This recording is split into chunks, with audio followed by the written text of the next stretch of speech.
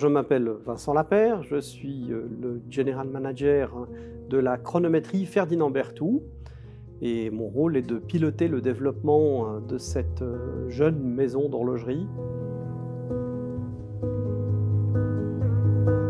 Alors la chronométrie Ferdinand Berthoud effectivement a participé à de nombreux concours et gagné de nombreux premiers prix.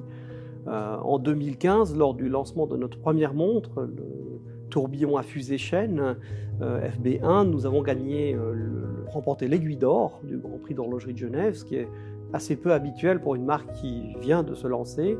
Et la même année, nous avions remporté également un premier prix à Mexico, en Allemagne et en Espagne. Puis chaque année, nous avons eu la chance de remporter différents prix. Nous avons même remporté à Berlin un prix Kunstwerk pour une de nos montres, œuvre d'art pour un de nos produits.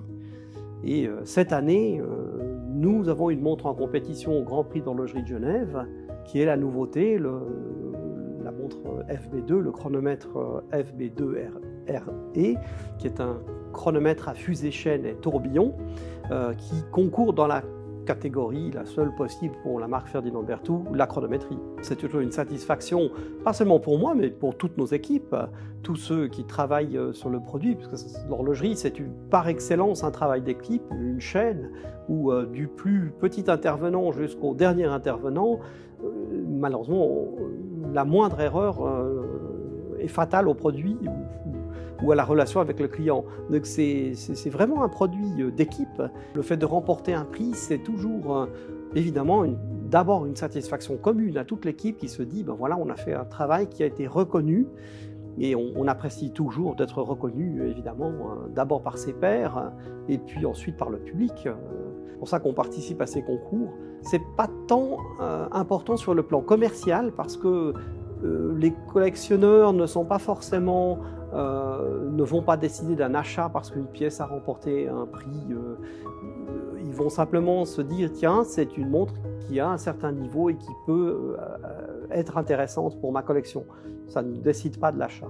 On apprend beaucoup de choses aussi en rencontrant les compétiteurs. On peut bien jauger du niveau des produits que l'on propose. C'est un très bon outil de comparaison qui peut... qui est sévèrement critique, en bon comme en mauvais, mais ça permet de juger de son niveau. C'est à ça que servaient autrefois les grands concours, comme lors des expositions universales à Paris. Aujourd'hui, ils sont peut-être un tout petit peu plus teintés de marketing, mais souvent les jurys qui sont derrière sont des gens très pointus, qui ont une grande connaissance des produits et qui ne font pas de cadeaux. On est très soucieux d'abord de respecter l'héritage que nous a laissé le grand maître horloger Ferdinand Berthoud. Et ce que nous essayons, c'est de réinterpréter de manière contemporaine ces créations. En tant qu'horloger du roi de France, Louis XV, puis Louis XVI, puis sous la Convention et sous Napoléon Ier, on a affaire à un horloger de très haut niveau.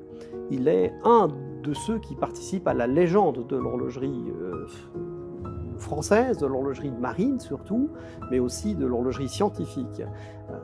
Bien que natif de Fleurier, il a fait toute sa carrière en France et il a laissé des produits extraordinaires. Et en fait, chaque fois qu'on voit ces montres, il y a un tel degré de perfection que pour toute personne qui aime l'horlogerie, ça provoque une vraie émotion. Et donc nous essayons par le degré de perfection de nos créations contemporaines de retransmettre cette même passion. Il a consacré sa vie entière à l'horlogerie jusqu'à mourir pratiquement sur son établi. Donc c'est tellement exceptionnel que c'est ce que nous essayons de faire aussi, de procurer cette émotion. Et c'est souvent, quand on a des produits comme ça qui sont forts et chargés d'émotions, le client, le collectionneur, ou il aime ou il déteste. Il n'y a rien entre deux. Mais c'est à mon avis la clé du succès. Il faut un produit fort avec une identité forte, elle ne plaît pas à tout le monde, mais ça n'est pas important. L'horlogerie, ça demande du temps. Découvrir les montres, les créations horlogères, ça n'est pas quelque chose de facile. Pour comprendre ce qu'il y a derrière un produit, derrière un design, il faut se laisser le temps.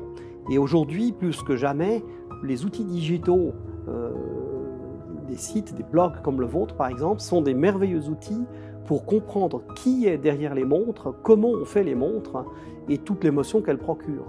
Et ça, c'est quelque chose qui est merveilleux à mon âge, moi qui ai 56 ans. J'ai connu l'époque où, quand on voulait se documenter, il fallait aller en bibliothèque, chercher des livres, c'était beaucoup plus compliqué.